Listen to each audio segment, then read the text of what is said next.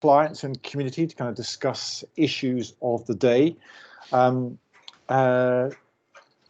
Today we're going to focus on content and content strategy, and to explore what kinds of content can support the sales process in the enterprise selling field. I'm very pleased to welcome Cate, who is our head of content strategy, Cate Sutherland. So, Cate, I'm going to ask you maybe just to kind of set the scene.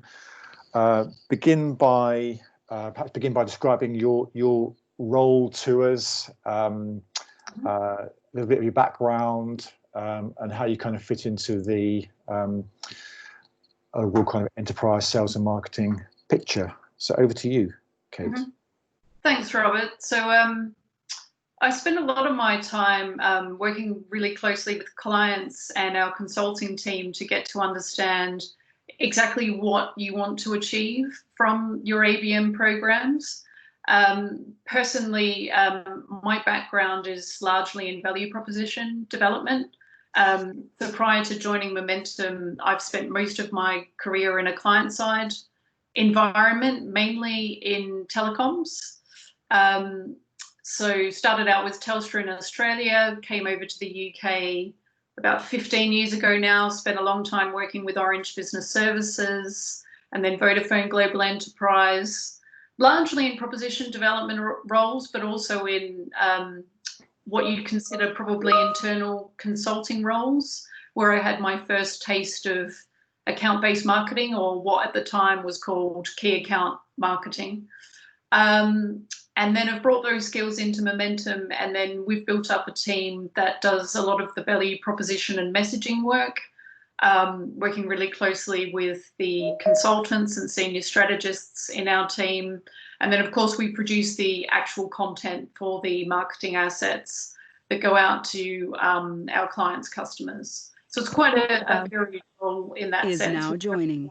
Mix between being involved upstream from a consulting side, as well as getting engaged with the creative guys as well. Great, thank you. So what I want to do on this call is to really follow up on last week's launch of our customer buying index, and to use some of the findings that we uncovered in that index to shine a light on content.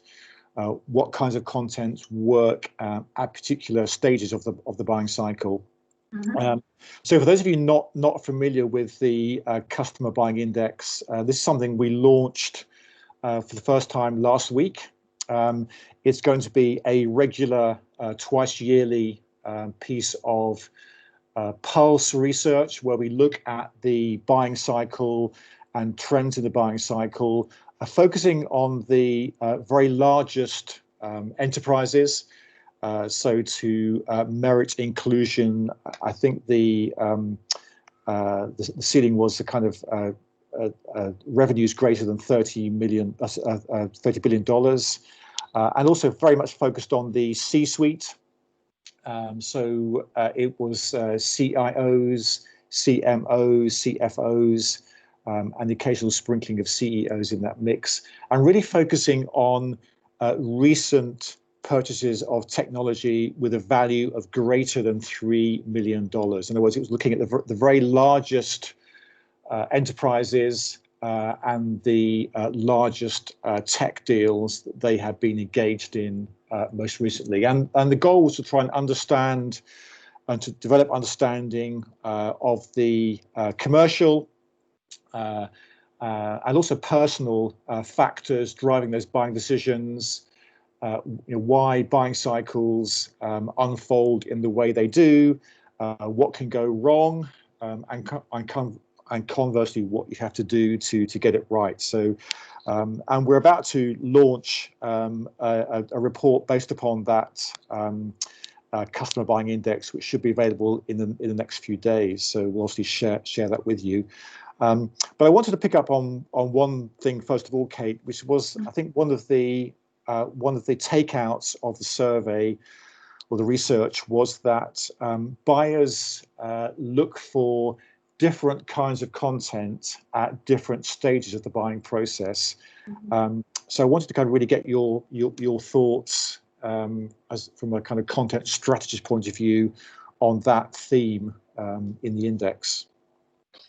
Yeah, sure. I mean, I think in the early stages, almost all of our clients are going to come to us and really want to collaborate on content that's going to try and raise awareness of their brand and to help them really get under the skin of what their customers' specific challenges are. So trying to identify potential use cases, etc., that can make sure that they craft some appropriate kind of early conversation pieces that have as broad a reach as possible.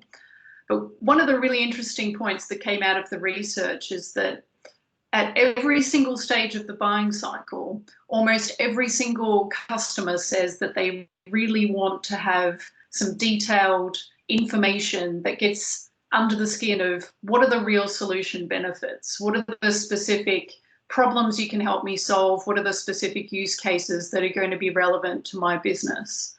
So I think, every vendor, no matter what space you work in, you really need to invest in content that's going to showcase what you can do, what makes your solution different to the competition and why you should be considered a partner of choice. So for me, I'd always recommend investing in some kind of showcase, or what people may otherwise refer to as a value bank, some sort of asset that focuses on, what you bring to the table with your solution, most importantly, how you've done it before, so that you've got that kind of credibility in terms of case studies that can demonstrate previous success. And I think the other key here is making sure that whatever you produce, that content is absolutely relevant, that you've done your homework and that it's customized for the particular account that you're dealing with.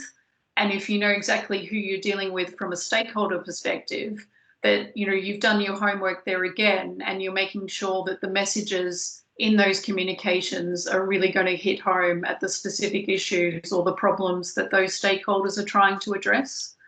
And in terms of the format, I think that's really dependent on the insights you have into the specific account.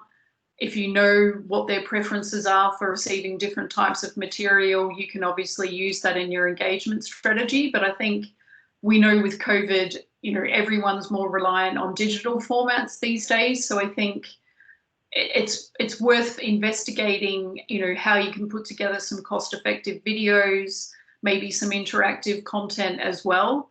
I think the one kind of caveat I'd put on digital content is that, especially when you're getting towards the later stages of an RFP, we know that things are going to change quite quickly. The sales team might get some insights, that are quite late in the game in terms of a strategic change or how the customer is trying to pivot. So I think regardless of what you invest in terms of digital assets, you have to have the basics there. So you have to have compelling presentation material and some really simple formats as well. So things like 2 pages and infographics that can be edited quite late in the game to make sure that those final assets that you put under the customer's nose are really going to resonate with the right messages. Okay, great. Okay. Another, I think, big theme in the customer buying index was the importance of showing your understanding of the customer. Which I think we kind of take that for granted. But the thing that maybe surprised me, or one of the things that surprised me most in the research coming back from the index, was that showing you understand the customer is not something you do just in the early stages. It goes on being important right through, and even in the purchase phase where the customer is about to write the check. They still place importance on that demonstration that you get their business, you're really kind of plugged into what they're after. So I think that showing understanding of the business is clearly a big part of your job, Cate. But it'd be good to kind of share how you do that. how do you work with salespeople in particular to kind of enlist their help in that process of showing that understanding and making sure that's being played back to the customer at every possible opportunity? Yeah, I mean, I think you nailed it there, Robert, in terms of saying the best information or the really juicy insights always come from the sales team. So I would say the earliest that you can get, those sales guys involved in your marketing planning, the better. They're the ones that are having those constant personal interactions with the customers. And I think, as long as customers know that they can trust this individual, they feel like the sales team is listening to their specific needs, they're willing to share, quite a lot of information. And I certainly have found in my experience that it's those interactions I'm having with the sales team from our clients that are giving me those really important kind of hooks and angles that a lot of our most successful messaging is based on. I mean, there are ways to kind of prepare for that outside of your interactions with sales teams. It's not always easy to get those guys engaged in the early stages of a buying cycle. So I think that's where, as an agency, we'll often use our analysts to do as much desktop research as possible to supplement that process. So we can do really in-depth profiles on individuals, and not just looking at the business side, because yes, we can get some insights into, what are their strategic priorities? How do they like to conduct meetings, for example? What's a great way to start a conversation with a CXO in finance versus someone in marketing? Can we get any insights into what their personality type is like? What's their social presence like? So there are tools that we use to try and understand those personas well in advance, and that can be really useful for guiding those early conversations. But as you say, Robert, the closer you are to sales, then, the better really, because you've got that almost real-time insight into what the customer is thinking, and you can shape your messages around that.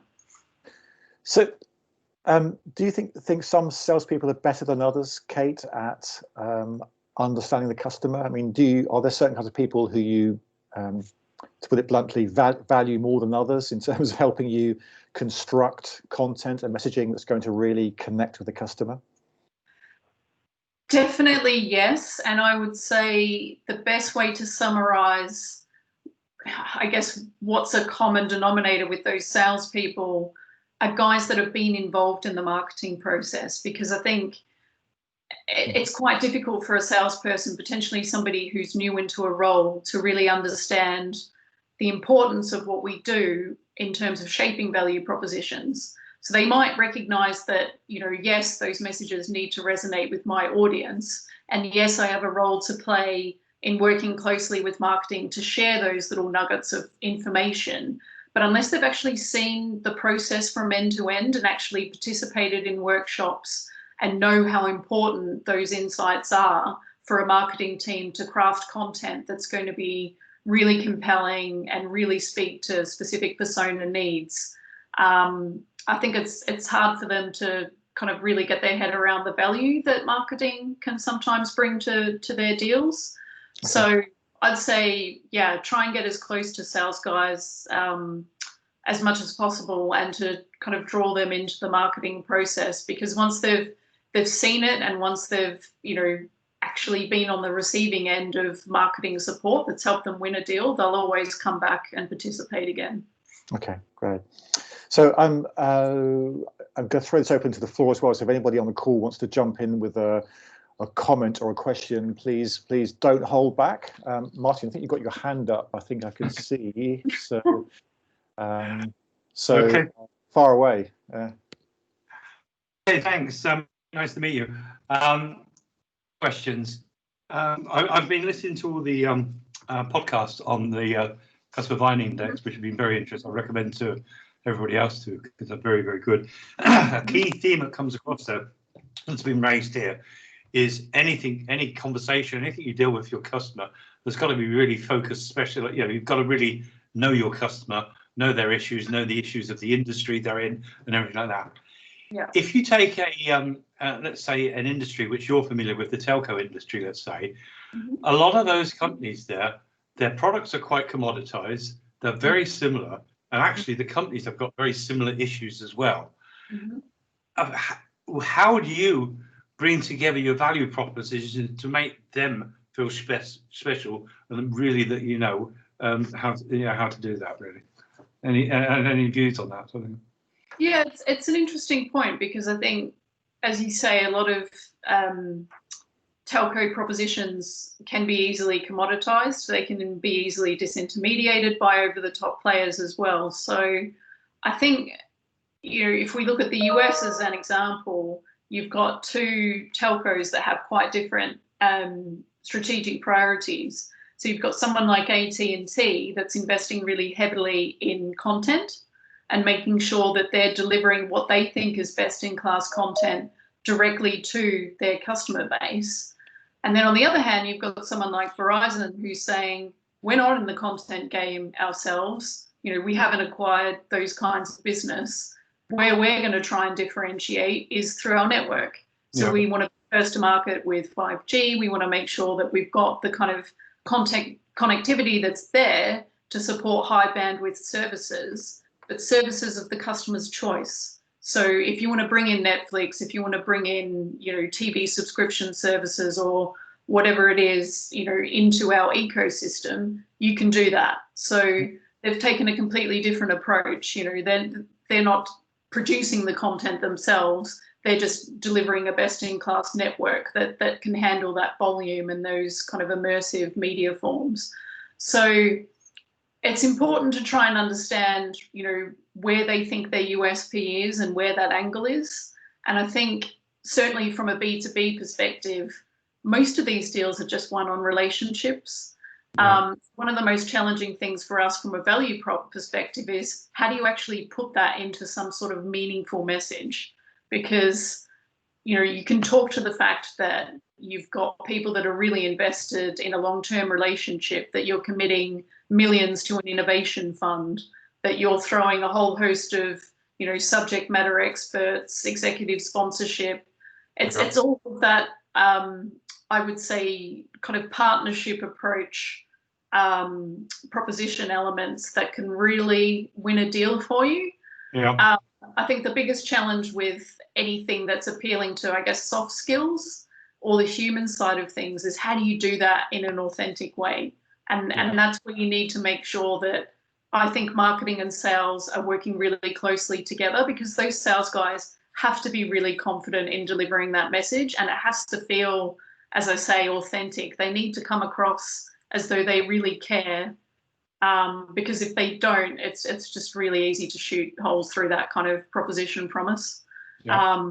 So again, I can't recommend enough getting the sales guys involved as early as possible when you're developing those messages. Good. Okay, thanks. Yeah. So just building on that, Kate, again, one of the themes in the customer buying index was the difference between being just a vendor versus a trusted partner or a trusted advisor. Yeah. And that's an aspiration that lots of our clients I know have. They talk a lot about wanting to make that transition from just being a vendor to being that trusted, one of a kind of select few who have the ear of the customer. In terms of actually making that leap from vendor to partner, is that about the personal rapport you've talked about between the buyer and the seller, or was that also to do with the kind of content you're serving? Because again, I'm interested in this idea that buyers don't just want information today, they also want inspiration. They want to be shown a picture of what good looks like. So I just want to get your thoughts on what role content plays in that shift to becoming a trusted advisor. It's clearly, there are other factors there too, but how can content help drive that change, I guess, is my question. So yeah, we've had this question a lot with clients recently, and we came up with a concept of a partnership manifesto. So how you actually deliver it in terms of the creative asset could be just a really simple document, but the important thing is making sure that you're using, quite conversational language that again feels quite authentic and really just explains the philosophy behind your business engagement. And it's really clear on, what you want to bring to the table, but also what you expect from customers in return. So how do you set up this relationship where you've got that reciprocal trust, where you can make sure that your customer feels really valued and in control, that they appreciate the effort that you're putting behind, trying to build a long-term relationship. And you can demonstrate that, in different ways. It could be commitment from executive sponsors. Perhaps the CEO agrees to meet the customer periodically. You might commit to joint marketing projects or a joint go-to-market strategy. And I think if it's an existing customer, the other thing that we've been really conscious of is making sure that tech vendors don't come across as being too arrogant. I think that's something that a lot of kind of leading tech vendors really have suffered from in the past is, speaking too much about themselves and their market leading solutions and not actually acknowledging the fact that they do make mistakes. And if you do have an existing customer that's had a service issue in the past, you need to acknowledge that in this kind of partnership manifesto and be really clear about how you intend to fix those problems, how you intend to do better next time. They're the kinds of messages that we've found have really resonated well with customers who may have known they were part of some kind of, key client program in the past, but they didn't really appreciate the tangible benefits of what that meant. So what does it mean in terms of who I get access to, in senior levels of the business, or what do I get access to in terms of, support from your R&D team? So I think it's, having a really clear philosophy about the rules of engagement and how you want to improve the ways that you work together. Okay. All right, great, thank you. So another theme to explore is the importance of clarity in language. Again, this took me by surprise in terms of if you get that wrong, it can cause a very negative reaction on the buyer's side. Even to the point where you might be removed from the shortlist because your language is confusing or cluttered or whatever, or too jargon infested. So I'm assuming, obviously, that language is front and center in terms of what you do. What are your thoughts around that kind of clarity of language requirement? How do you kind of build that into your work? I think this is where we need to take a lot of learnings from B2C. I mean, we know every decision maker is also a human being, that emotion plays a big part in how they make decisions, even in the business world. So we need to make sure that the language is simple, it's straightforward. It doesn't mean you can't be creative. I mean, that's certainly something you want to strive for because you want that language to be memorable, but you can't be overly clever so that, the core message is getting lost in something that has too many kind of bells and whistles, or that looks like you're trying too hard. So I think you just need to go back to, who are the stakeholders that you're dealing with? How do you customize the language to suit people from different functions, different personalities? And ultimately, just put yourself in the shoes of who that customer is, and consider really practical things as well. So is English their first language, for example? So do you need to build in time for translations? Is the audience you're dealing with expecting to see a degree of commercial acumen? As you say, Robert, not jargon, but are there certain kind of key terms that you need to include in that to make sure that you really understand the customer, their KPIs, what's important to their particular business domain? And just always mirror the language that they use and the tone of voice that they use, so that they feel like they're speaking to someone who's familiar and who really understands them. Okay, great. So we have 3 minutes left, Kate. So I'm going to throw you a left field question to close with, which is that can you maybe share an example of piece of work where content has played a critical role in helping the sales team to land a deal? So obviously without compromising client confidentiality, maybe just give us a kind of anonymized mini 2-minute case study, if that's not an unfair question.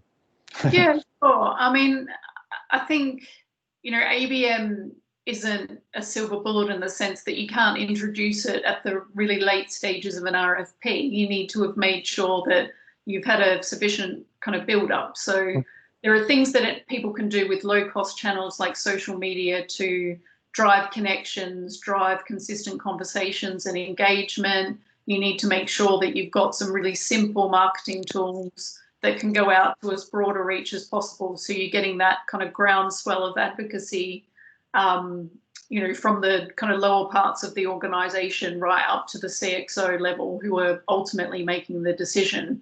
But one of the things that we've had a lot of success with is creating assets that have a real wow factor because they've clearly been developed just for a particular audience. So I can think of one example where we helped a client win a massive deal for a finance transformation. And one of the key things that we delivered there was the customer's CIO and the CTO were meeting our client on site at an R&D facility where they were getting to meet subject matter experts. And in order to facilitate that workshop, we created what we call a rollout. So we had a really clear template that the team in the workshop could annotate using markers or just using sticky notes, so they could have that discussion around what's that transition going to look like from the legacy systems that they have today through to, you know, a cloud native solution that's future ready and all the rest. And what are those key milestones along the way? And by preparing that with the customer's brand and taking into consideration, you know, all the lead up that had happened before that meeting, we got amazing feedback from, you know, some really senior decision makers because they saw how much effort had gone into producing that piece. And it was off the back of that meeting that, you know, the rest of the RFP decisions, you know, went pretty smoothly, to be honest. And that was where we just used fairly simple tools in terms of presentations, visionary videos, microsites to host all of the RFP content. And the other thing I'd recommend is if you are using something like a microsite to host all of that content, try and incorporate as many analytics as possible, because if you know who's engaging with your content, who isn't, your sales guys can follow up on, you know, exactly who to contact next, what kind of content to share, in order to kind of maximize that reach during the RFP process and consideration. So great. Yeah, there's lots of different tactics and things that we can kind of transform from that physical office environment into digital formats quite easily now in a post-COVID world. Okay, well, we've probably slightly overrun our time today, so thank you very much, Cate, for sharing those thoughts with us. Thank you to everyone for joining the call. There'll be another session next week where we're going to focus on North America and look at some of the research data relating to the North American market in particular. So that will be with Chris Hooper, who runs our North American operation. So please make a date to join us next week. Meanwhile, thank you very much for your time this afternoon. I wish you all a good day and look forward to talking to you all soon. Thank you very much. Take care. Bye-bye. Thanks, Robert. Bye-bye. Thanks very much. Thank you. Isabel is now exiting.